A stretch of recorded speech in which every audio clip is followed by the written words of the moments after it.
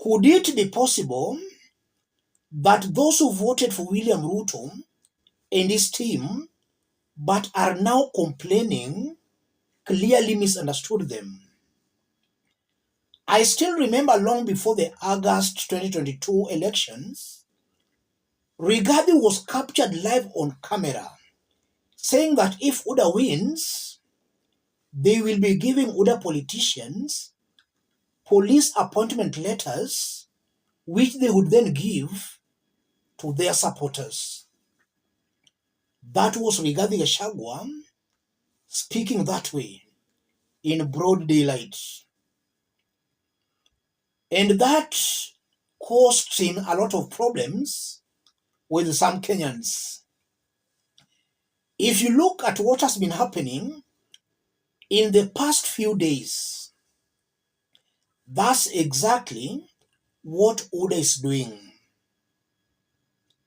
A few days ago, Silvanus Osoro led a group of Kenya Kwanza members of parliament to a function in Kisii, where they started dishing out TSC appointment letters. And the letters were being distributed by UDA politicians. So when an ODM MP complained about that, hell broke loose. And I've seen a clip of some graduate teachers in the KALENJINS Rift Valley complaining that UDA politicians are dishing out TSC appointment letters to only those they know. If you never help them in their campaigns, or if you are not known to them, then you remain jobless.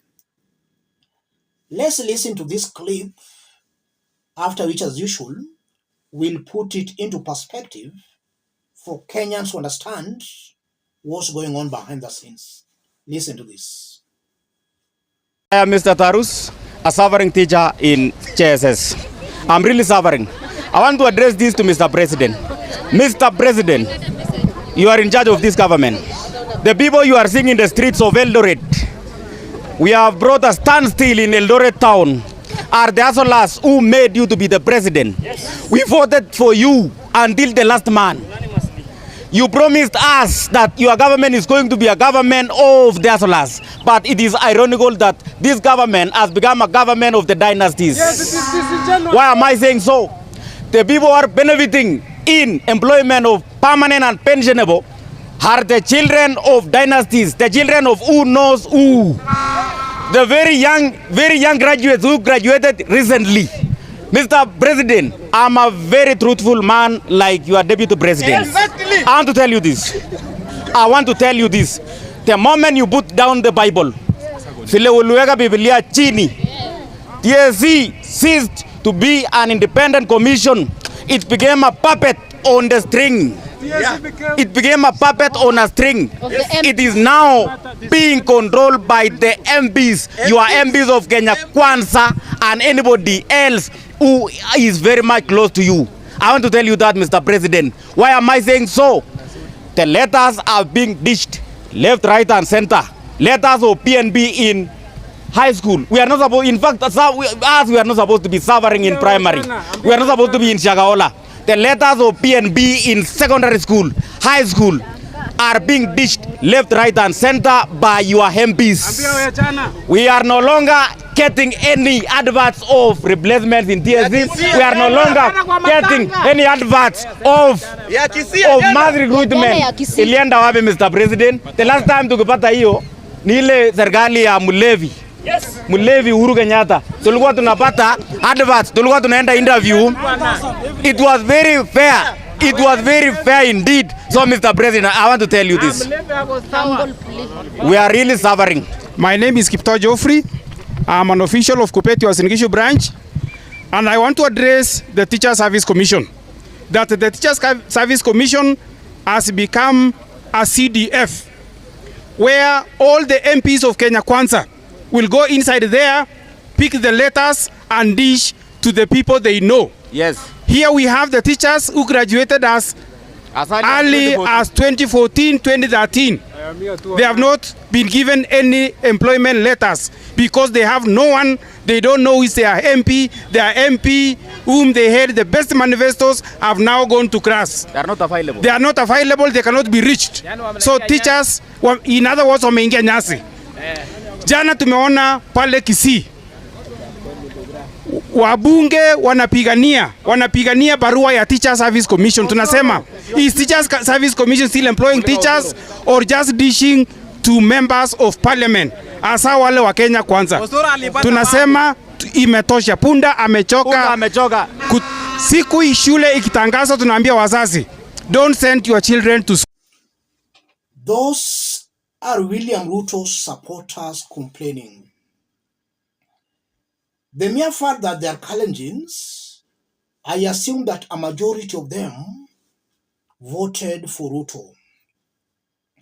They are now complaining that this new system where politicians are dishing out TSC appointment letters is hurting them. In that if you are from a poor background, if you don't know anybody, then most definitely you are going to remain jobless for a very long period of time.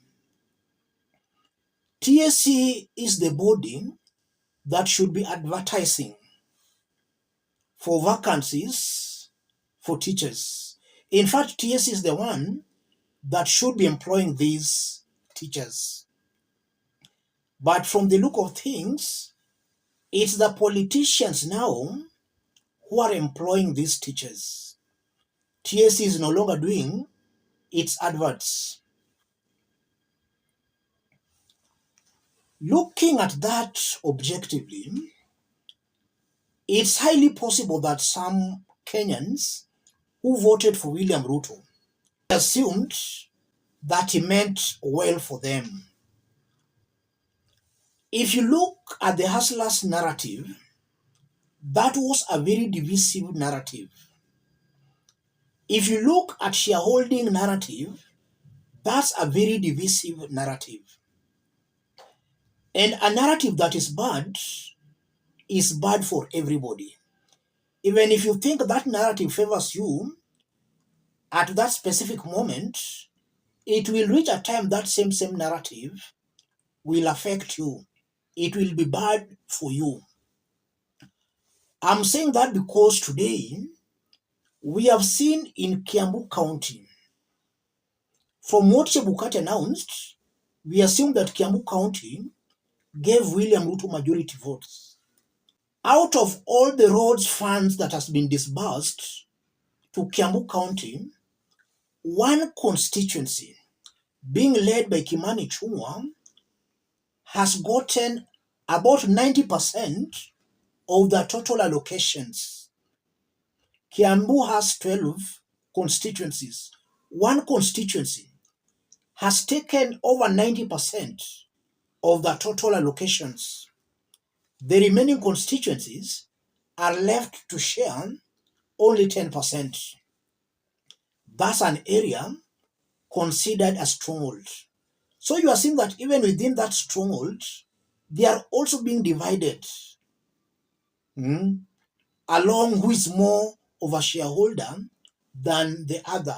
So a bad narrative is bad for everybody. And that's why those graduate teachers in Rift Valley have started complaining. They have started feeling the effects of a bad narrative. And now, if you look on how this government runs, some of us, we started saying these things even before the August 2022 elections. What is currently happening in this government is not in any way a surprise to us. All these things were expected. We expected that upon William Ruto coming in as the president, what we saw in 2013, where all the appointments he was given, he only took them to his Kalenjin, Rift Valley. We knew that is exactly what he was to do if he became the president. And exactly that's what it's doing. The hustler was divisive, the shareholding is divisive. So you are seeing a consistent pattern of divisiveness. These are tribalistic leaders, very divisive leaders who are not fit holding public offices. It's high time Kenyans, regardless of your ethnic affiliation, Kenyans should save themselves before it's late. Whether you are a Kalenjin, a Luo, a Luya, let us reject all this bad politics and save ourselves and our country. Let me stop it there. If you are watching us but you have not yet subscribed, subscribe, give this video a like. Let's meet in our next analysis. Thank you.